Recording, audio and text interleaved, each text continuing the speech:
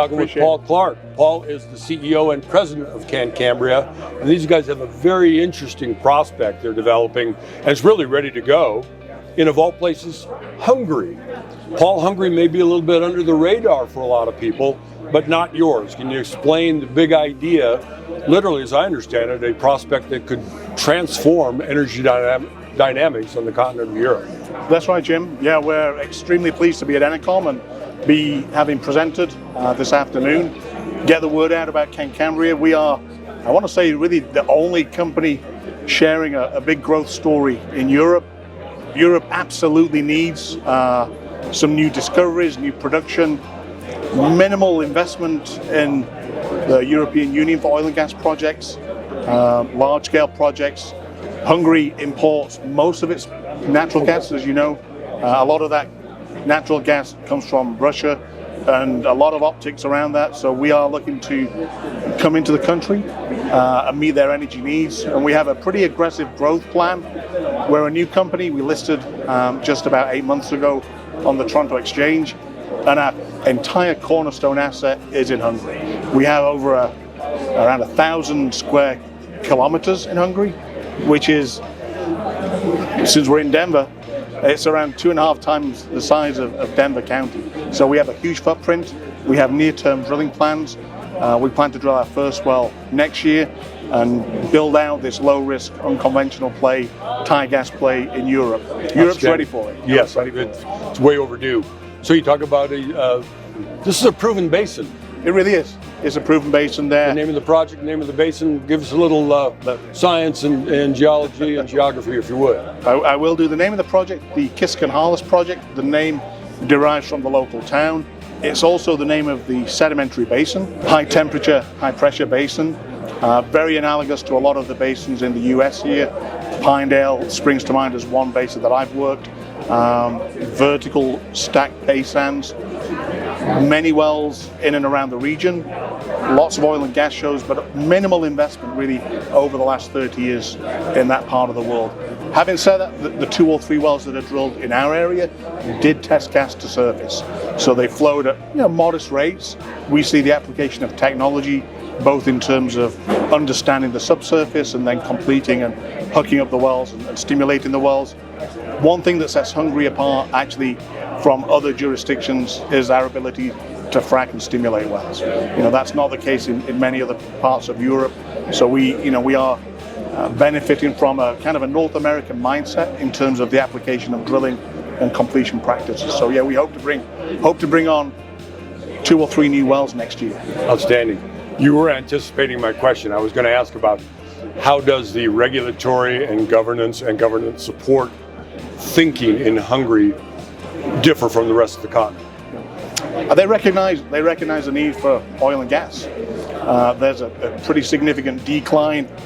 Most of the other countries, the non-EU countries, Ukraine, the UK for example, different reasons, but really production is flat. EU countries' production on a significant decline. So yeah, they recognize less reliance on Russia, pipeline gas, and they need to grow their domestic production. Just a small collection of companies that have access to that jurisdiction, and we're very opportunistic, one of those companies that can come in and hopefully make a difference. So you talked about gas. Is there oil and NGLs, and what is your resource potential there? Yeah, we talk about a Thai gas play, but it also comes with quite a significant amount of liquids. About 1/3 of the revenue for the wells is derived from liquids. It's a wet gas condensate retrograde system, meaning in the subsurface everything is gas. As it comes to the surface, the liquids fall out. And so yeah, we have a significant buffering of price. Natural gas trading at a really significant premium to US pricing, 250% premium. If the volatility comes in on that natural gas side, the liquids should protect some of the economics and some of those returns. Outstanding. So again, on the economics, it sounds like a good handle on drilling costs. The government, they're treating you fairly on the royalty side. Your economics are making sense in a low-cost environment. Obviously, we're probably seeing a mid to higher range pricing environment going forward, given the incredible demand on gas growing. But I'm sure you've done your analysis It's there. a little different. It's a little different mindset than what you would expect in North America. The royalty that we pay to the government take is just 2%, which is unheard of in any jurisdiction. Taxes in the single digits, so a really phenomenal fiscal terms. Really pro oil and gas. Great margins. They want the numbers now. The well costs are fairly expensive, but when we realize, we're realizing $9-10 for the gas, where the net backs are in the region of 4 or 5. You're always driving that down as you get better at it. Yeah, exactly. Fascinating story, CanCambria. Anything else investors should understand about what you plan on doing here the next year to 3? Yeah, really an aggressive program. We came in with a 5-year vision in late 2022. We wanted to establish a presence. We wanted to do the science, build out the plan, and we're looking to drill our first well next year. So a fairly meaningful time frame in terms of growth.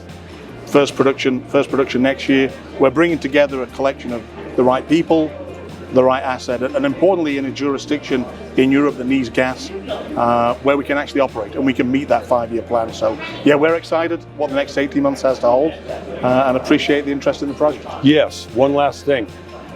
Tell us more about the geology. It is an immense basin. It's proven, but I don't think a lot of people are familiar with it, and this is where the action takes place. So yeah, I think we're maybe a little bit different than some of the resource companies.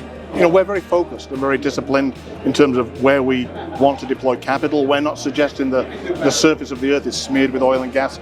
We know that we will live and die by those first series of wells, so we're very, very focused. The Pannonian Basin that we're in is very large. It's produced several million barrels of oil and gas, but certainly over the last 20, 25 years, very limited investment, a lot of low-hanging fruit. In particular, the concession that we just picked up here recently, competitive bid process, gives us a lot of opportunity to grow and then reinvest that cash flow once we get the project working. So yeah, we're very excited. outstanding. Clarke, the CEO and president of CanCambria. These guys are on the launch pad. First production next year, first drilling next year. Thanks for coming and best of luck. Appreciate it. Thank you very much. You're welcome.